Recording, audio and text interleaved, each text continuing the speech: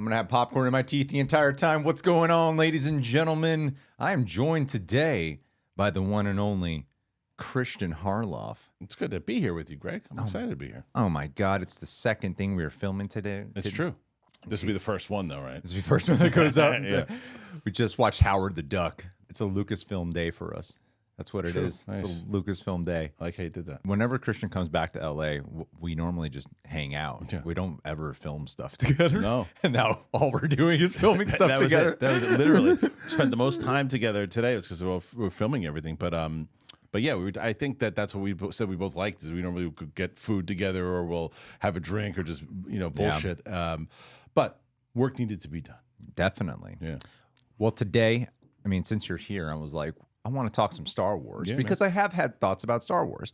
I went to D23 and I paid attention to the reception or lack of thereafter. This is not some like clickbaity drama thing because I'm sure the thumbnail, whatever I concocted, is going to say something like, can Star Wars be saved? And I mean it though. Like, can Star Wars actually be saved? Because I am at a point with it where I am starting to actually feel that real concern for the brand. Yeah. Because there's a long time where, like, I know people talk about Disney killed it and whatever, but there's been things that I've been paying attention to going, this might really be in more trouble than people are actually acknowledging where it's at. So I want to dive into it with a lot of specificity. But before that, I want to mention that one thing that Kristian and I have been doing is that it's always the first sentence I don't know how to get through. What's the first sentence we say about what we're doing? Well, you're better at this than I am. If they are aware of me, then you hear me talking about it. But if not, one of the things that I think has been very different lately is how things are getting made. And you look at look at what Obsession did. Oh, wait. Are we talking about Star Wars? What are you talking about? The project that we're working on together. Oh, that's what you're doing? I was like, I didn't know if you're talking about your project or you're talking about... You very well, what you're saying could be talking about Star Wars. No, but I said, but it may be so, but it's also, but it kind of plays, it absolutely plays into what we're working on together because you got Obsession. You've got. I think if you would have heard the third one, you would have known where I was going with it. But Backrooms, and you like Chris Stuckman's movie, right? Yeah. And you look at those and what they've done. And Markiplier, the people, they kind of bypass. You call him Markiplier? Markiplier. What do I do? Markiplier. Markiplier. Markiplier. What's up? Yeah, Markiplier. That's how I do it. I've been back to Long Island too long, But yeah, you look at what all of them did and the way they kind of they went past the system. And I just saw recently, I think it was like The Ringer that had this whole article on how independent TV is being made now. And they're getting past the gatekeepers and no longer saying, well, I got a good script. I got something too. Well, great. Well, you got a great script, but we want to change this, and this, and this, and that. We want to put that person. And you're left going, oh, you just had a credit on it and you have no involvement in it. So I wrote something with my writing partner, Martini Paratori, and she's brilliant. And we said we want to just write and star in this thing and build around us, like with talent. And we have a really great director on board, which we haven't announced yet, but we will soon. And then I said, Roxy had read it. Yeah. And she said, Greg asked me if it was good. And we laugh about it because you're like, is it though? And well, if I can interrupt with everything Kristian just said, I heard all that, and if I'm being totally honest, in my head, I'm not doing the eye rolling thing where I'm like, oh my God, a guy building a project around himself that he wrote. This is probably shit. That was like literally how my brain operated because in LA, you hear something like that a lot. And most of the time, it does just seem like something where someone's trying to make themselves a star is normally what it just comes across as. 100%. And then when I was hanging out with him, I actually asked to read it, and I have no qualms giving honest feedback. I have to read a lot of friends' scripts. I gave it to you. Yeah, that's literally why I gave it to you. I give friends. I've had opportunities where people like want me to be a producer on it, and I had to be really honest with them of like why. And sometimes it can be really uncomfortable because they're friends. But I'm willing. I know that's just what I have to do if I'm being asked to give feedback. And this was something that he wrote, and I read it, and I was so surprised by how much I ended up loving it. Because it started getting my brain going on like, oh, you could do this next season, this next episode of directions you can go. I found like the creative juices in my brain going, and I found it all rooted in the characters. And so I was like, wow, this is so much more than just, I need to become a famous actor or something. I was like, this is something really cool and different. And very surprised. I was like, no wonder you're getting momentum, and no wonder you're able to get a person on board who can direct it with a really impressive IMDb is all I'll say. Right. You know. Yeah, and well, that was the thing too, and he responded the same way that you did, right? And he came back and said, "I'm really impressed with this. I want to be involved with it." And it was because for me, it's more so and you loved. I think you loved the I Play Rocky trailer, right? Yeah. That was inspiring to me, not because I have no interest in, and whether people want to believe this or not, I have no interest of like you said, you can see where people would say, "Oh, this guy wants to just put himself in the forefront and be a star." I want to tell this story. Mm-hmm. I love the character. I love the characters in general, and I think because you can see it when you read the script, like there's bits of my personality in there, and there's things in there that I know that people are like, "Oh, you haven't," because I went to theater school, I've been an actor before, I've done this, but I haven't done it in quite a bit. Like this is, I'm not going to do Shakespeare. Mm-hmm. I'm doing a character that I know. I'm doing a character that I know where the story goes. I have 6 seasons in general where in my head where it goes. You and I were talking about exactly what you just said, like. It can go here. It can go here. What if you did this? And it involves podcasting. It involves relationships. It involves generations and all those things. And it's just, it's like a thing that I want the audience to say, we did this. We've been calling it on my channel. We've been calling it Our Show because it's like, it really is the audience's show. They can walk around and say, we did that. Like, we were able to make that happen. That's the beauty of what, thank God, because of what what you do here, what I do on my channel, we're lucky enough that we have people who support us that want to see us do things, but they got to believe in the project. Yeah, and I really believe in the project. It is a great script. The pilot for it is great. So he's a producer on it, by the way. We didn't say that. Yeah, and I specifically asked, what can I do to? I wasn't like, let me write. I asked what I can do to get to become a producer on it, and that's how much I believe in it. Where I was like, I have to like put myself out there for this. And it's called Trending, and there's going to be a Kickstarter.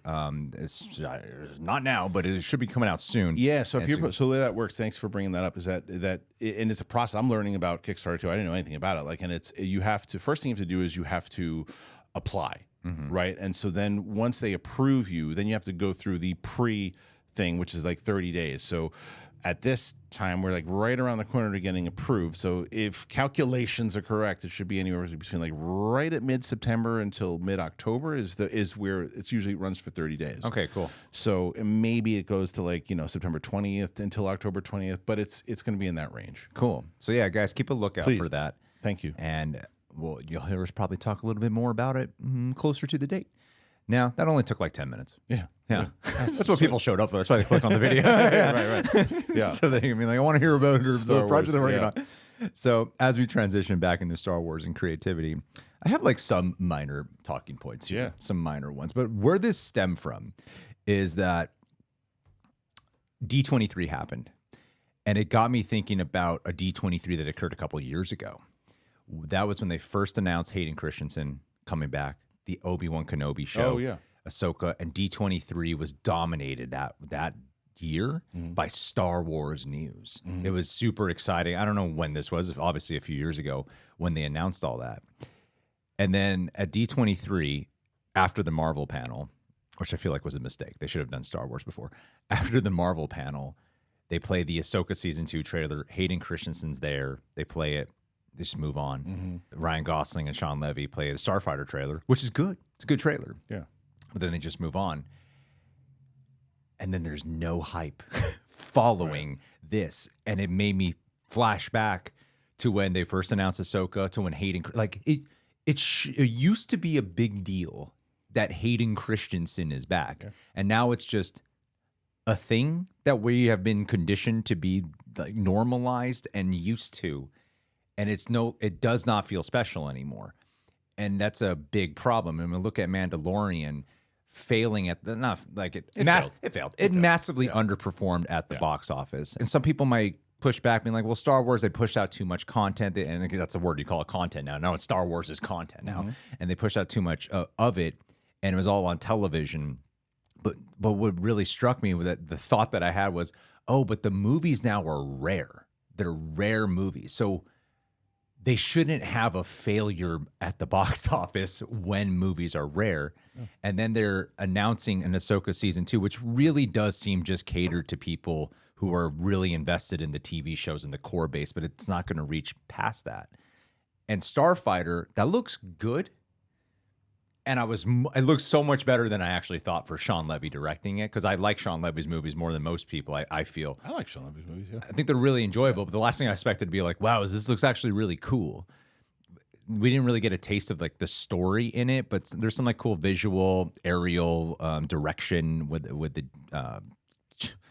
what are the fucking the jets? What are they called? The X-wings. The X-wings. God damn, gonna blow it. With the X-wings, that some stuff that looked really cool. At the same time, when I saw it, I know this is going to come across negative, and is that I can obviously go, like many people who said this positively about Mandalorian and Grogu, like, I just expected a fun movie and I had a fun time. And I think we're at a point where, like, that's not good enough anymore. No, a fun movie and a good time. And that's kind of the impression that I got. Like, this looks better than Mandalorian. I'm excited Ryan Gosling's here. And one thing I think they're doing that's smart is it does take place after episode 9. Yeah. Which is super important. At the same time, no real hype following anything of what happened. There's no more, it's not a conversation in the zeitgeist anymore. And to me, I'm like, that's a really bad sign of where we're at with Star Wars. Yeah. But what do you think? Oh, man, a lot to break down there, too, because I agree with a lot of it. But I think that when you go and you start with the D23 announcement side of it, of the excitement behind it, too, I initially thought that Star Wars should have been after Marvel, but not with the panel that they gave. Okay. Because I kind of go back and like taking like on a sports side of things, where baseball used to be America's pastime in like the 50s, right? And then football kind of overshadowed it. That was Star Wars. Star Wars was like the big geek thing. It was the number one thing. Marvel has overshadowed it. And even DC right now, even though DC's not in a good spot, people are more excited and hoping that DC stuff's going to be great, waiting for Batman, waiting for Wonder Woman, more so than they are Star Wars stuff. The Mandalorian and Grogu release was a catastrophic error to put that out. I see what they were trying to do. Yes, you can blame it on Iger. You can say he was trying to do with the Moana 2 style thing of, look, don't make that a TV show. Let's make $1 billion in the box office and get the budget back. They were never going to make $1 billion on that. But by releasing that and that being that the first movie since Rise of Skywalker, which it did well, but it wasn't received well by the fans. You take a break, fine, take a break, come back and hit hard. They don't. They put out, I mean, not only do they not hit hard, if you were a fan of that show and you want to connect the storylines and make sure things are happening leading into a bigger universe, it doesn't. It's just a standalone adventure of the two of them that could have been like a side episode. And you're kind of cheating the audience by saying, if you went in there expecting a big Star Wars movie and you got like a side episode, it's disappointing. And it's why the movie didn't do very well.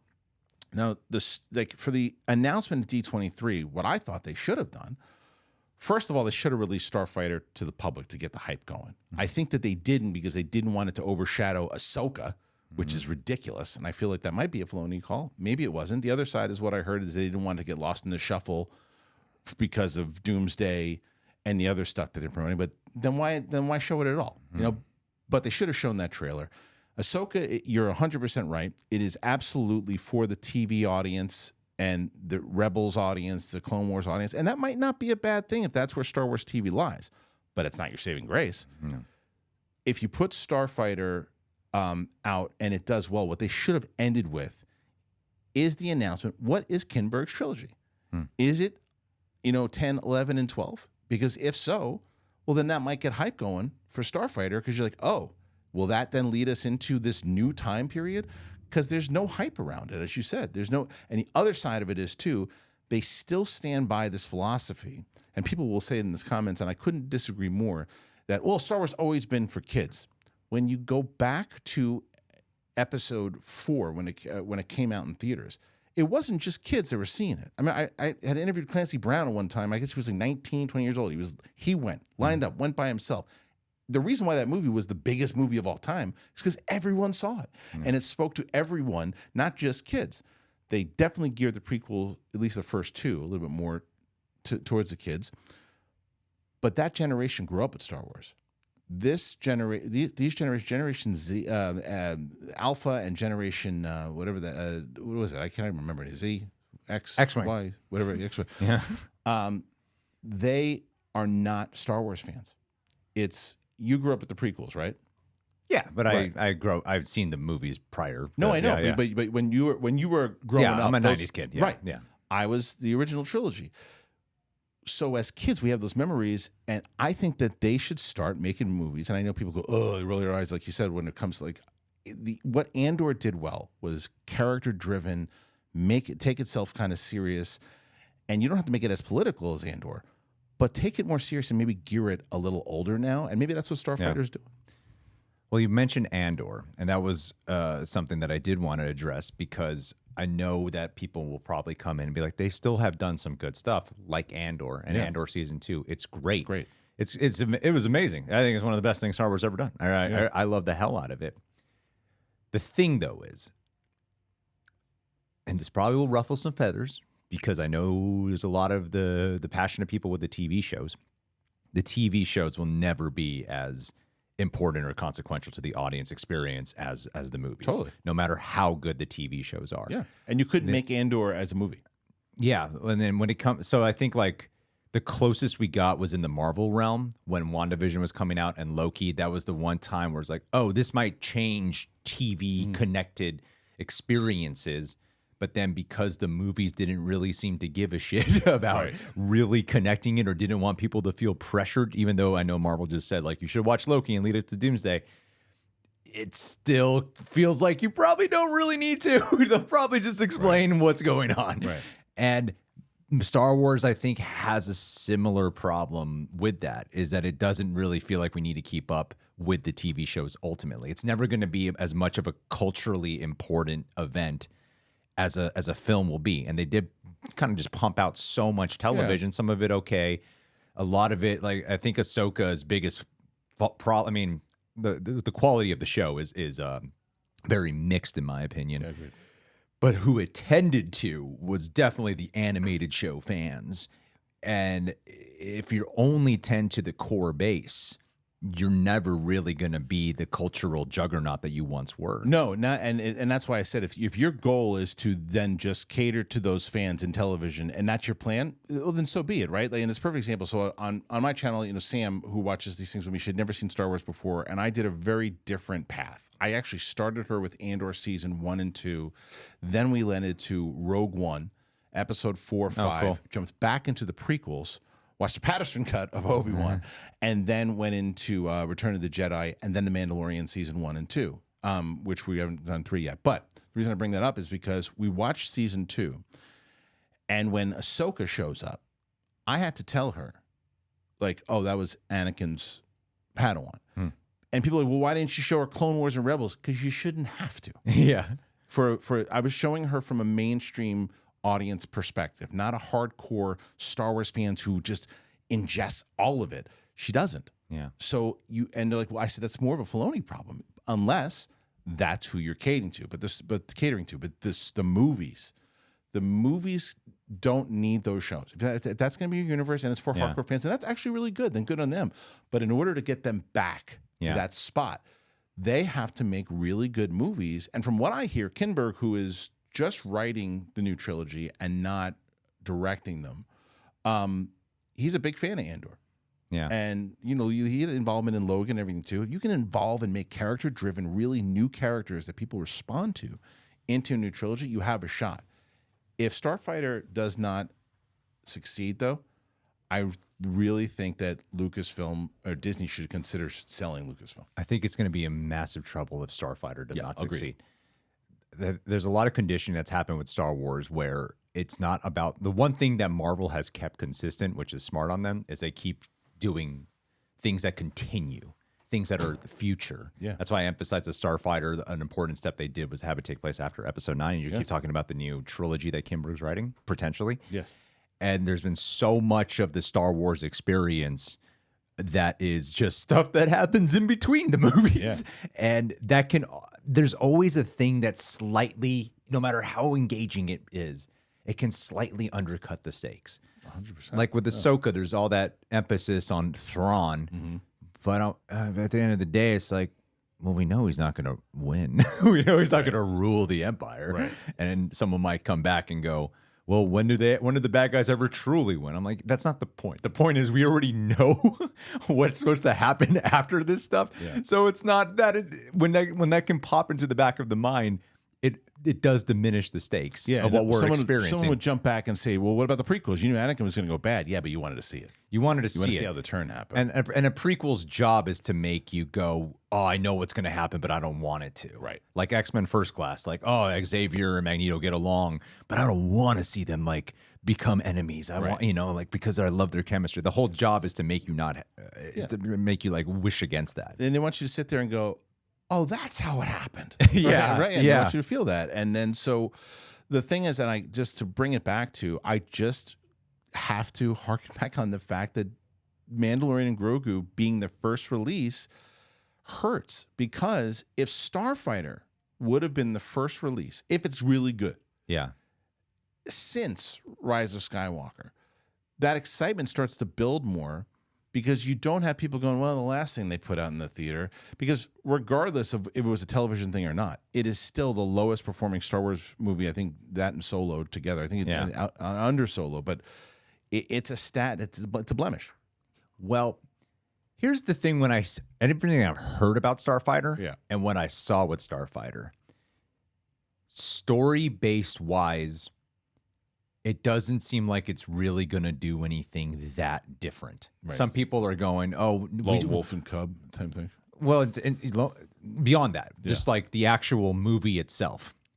Now, sometimes generic works in terms of storytelling to get people back in. Sometimes those are juggernauts, these like biopics or whatever that sometimes come out. Like so sometimes that's just fine, like just doing exactly what it should be. And I feel like Star Wars, after Rian Johnson, they got scared of being really creative and taking risks. It seemed like maybe on television they were willing to do that. Like Andor was the most mature thing I think they've done. But after the movies, after Rian Johnson, it seemed like we don't want to take risks anymore. We want to play it super, super safe. And not having bold storytelling, I think, is just going to make it more stale. And that's my main concern with Starfighter. Like, it looks cool. I love Ryan Gosling, one of my favorite actors of all time. But how different is it, right? But how different of a Star Wars story is it going to be? Or is it just like, I love Star Wars, so I'm making a Star Wars movie? And that's kind of the vibe I get. And I can get that. They've got to make it feel... First of all, I still don't understand why they've gone away from John Williams' music. It drives me crazy, but that's another conversation at a different time. But the one thing I say, as much as I don't think Filoni should be the guy running things, you cannot necessarily really blame if Starfighter doesn't work. You can't blame him on this one, because this was still a Kathleen Kennedy one. That's another reason why I thought they shouldn't have made an announcement at the end, because we get that Ahsoka is yours. We get it. Like, he's the showrunner of that, and that's another problem, is that he was the showrunner during a tenure when they're trying to reach the guy, and he's the showrunner of a series. They should have made a big statement. I'm taking over the company. Here's the first thing that I'm really doing, because Starfighter was not announced under him. It was announced under Kennedy. So I want to see what his vision of it, because he's got. I feel he's very similar to Lucas in a way where he's not a very good dialogue writer, but he's a very good storyteller. Yeah. And I think he's a little too, he holds on too tight to the philosophies.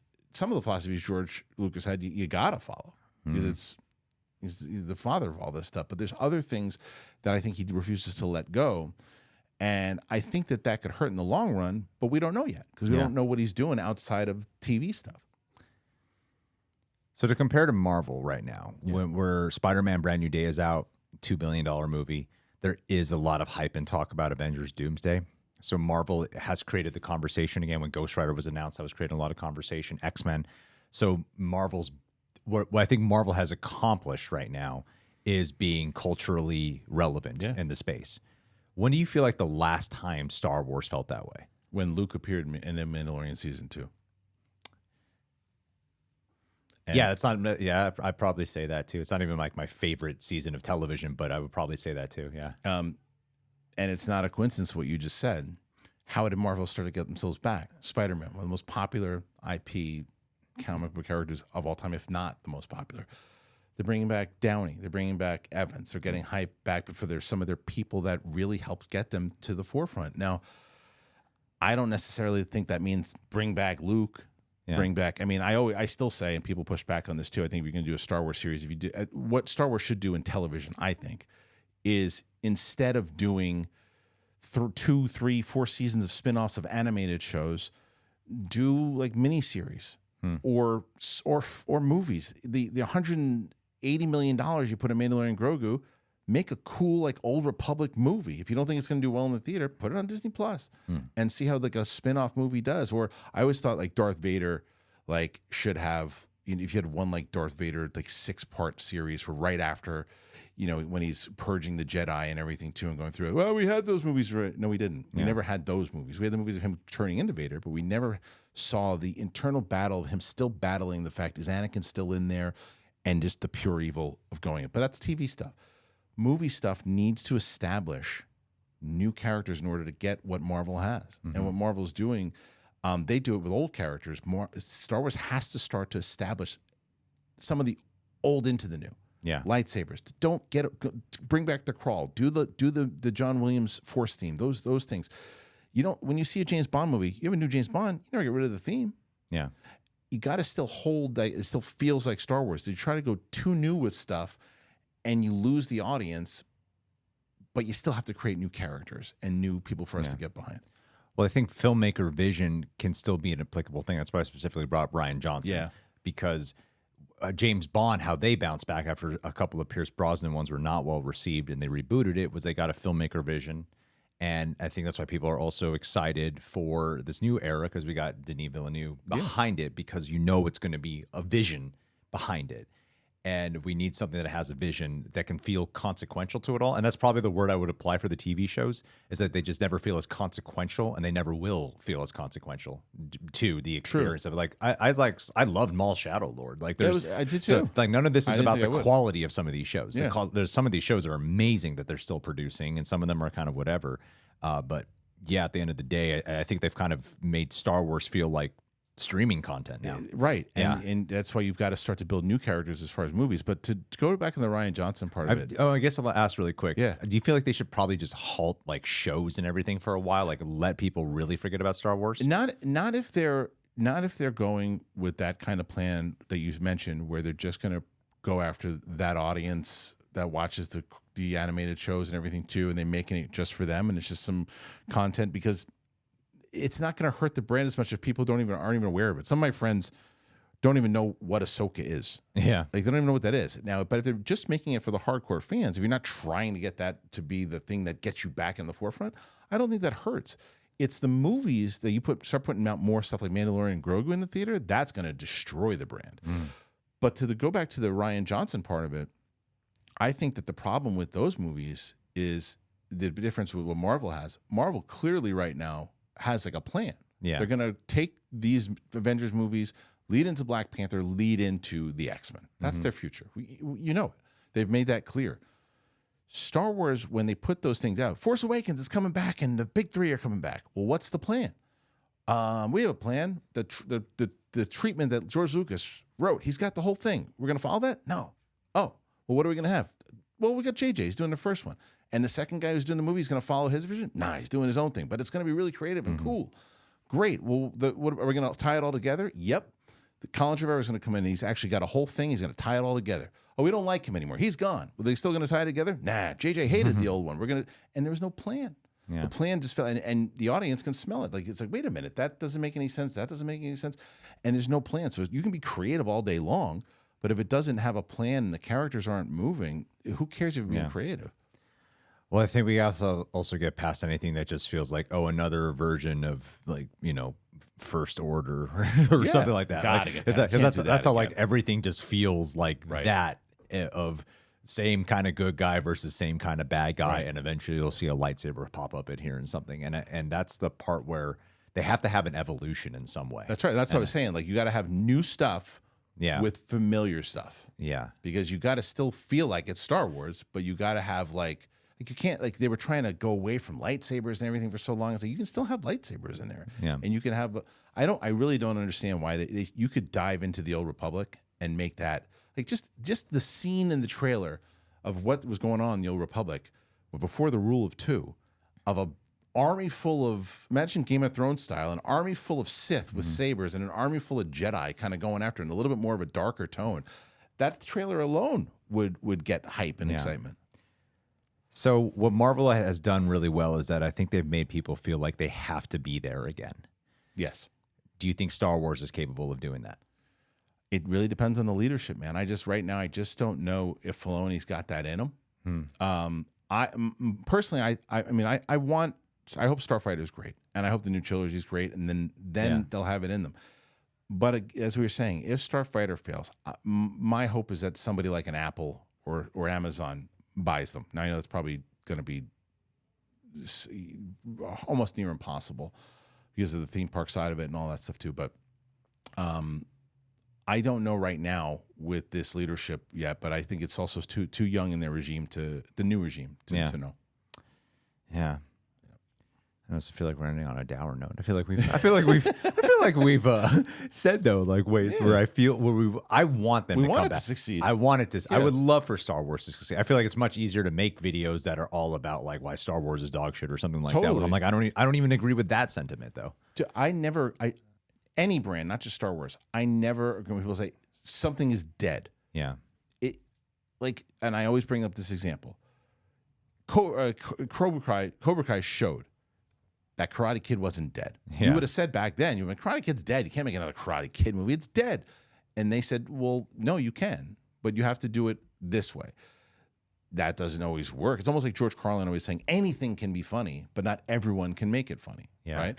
So if you have somebody who has got a really good take on Star Wars, Terminator, Terminator's another one franchise that's really hurting to bring that back.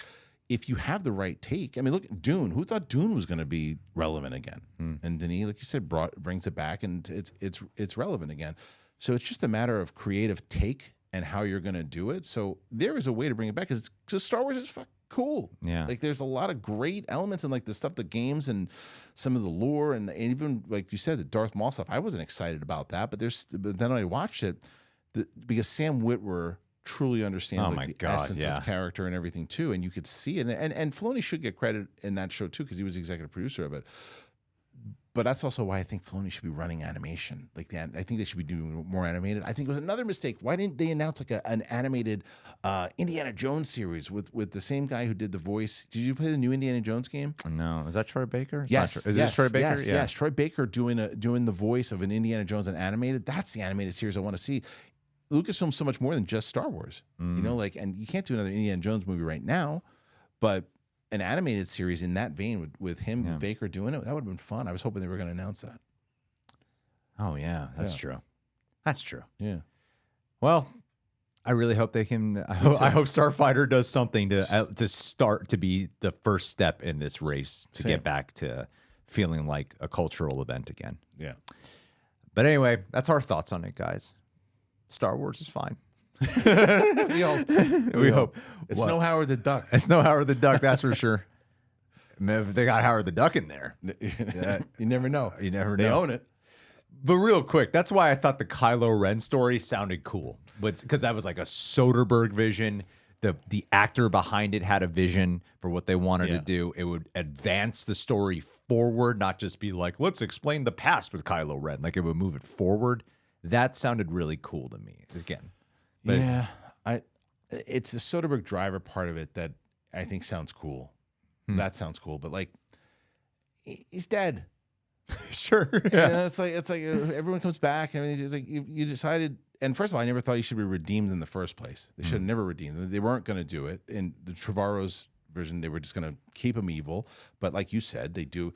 Well, Vader got redeemed, so let's redeem him. It's like, and I just don't think that. I just think that sets it back to do it again because there's rumors again that people want it so badly that they might bring it back, and that Soderbergh apparently met with Adam Driver. And if you get that team, you have a good shot at making money on it. But to go to your further point, your former point, where does it go from there if you don't have those guys involved? Because another reason why like Marvel worked really well, and I use this example a lot, is that they in the first like 3 phases, they knew where they wanted to go. They knew like they had an idea to get to the Infinity War and all that, but they wanted to do these movies in between, and they wanted to get the right directors to put their vision, have their creative take, but still tell the story that they needed to, but add their stuff. Ryan Coogler did that brilliantly with Black Panther. James Gunn did it great with the Guardians franchise, and Peyton Reed with Ant-Man, and they did it in a way that they had a plan. Yeah. And a Kylo Soderbergh movie is like, oh, but people want it now, and it polled well. What's the plan? Okay, so I guess when you're saying plan, like what is the culmination direction? Yeah, like where does it go further? Because Star Wars needs more than one cool movie. It needs it needs a full-on vision. Yeah, that's the one thing with Starfighters. It just sounds like this could be a cool movie. One movie that they do, and Star Wars. Maybe it'll get sequels, but it might benefit from having. Like they want, there was a time when they wanted to do the Mandoverse that all culminates. Yeah. They all come together with like Thrawn, which is cool. But again, that's like the television audience, right? But for like the movie base, it would be cool if they had some type of new villain that they can culminate to bring everyone together. Yeah, build up towards. Like if they start and they give you a little tease in Starfighter of what's to come, and then you get it's a really good movie, and it's like, whoa, okay, well, what's coming forward? Because people go, oh, do we still need a shared universe? You kind of do right now in order to keep the brand going, because there are sometimes with brands used to just, well, you made one cool movie and that was it. Yeah, but that's not what the plan is with Star Wars, Marvel, and DC. They want to keep making movies and want us to keep watching them. Yeah. In order to do that, you have to have that continuity keep going for us to go, I want to see the next one. Because Spider-Man Brand New Day just got people excited for, whoa. Sadie Sink just comes in there, does that. Oh, and now they get an announcer at D23. Yeah. And it's just connectivity, and it's just get me excited for the next one. That's true. Good point. Well, guys, that's our thoughts for today.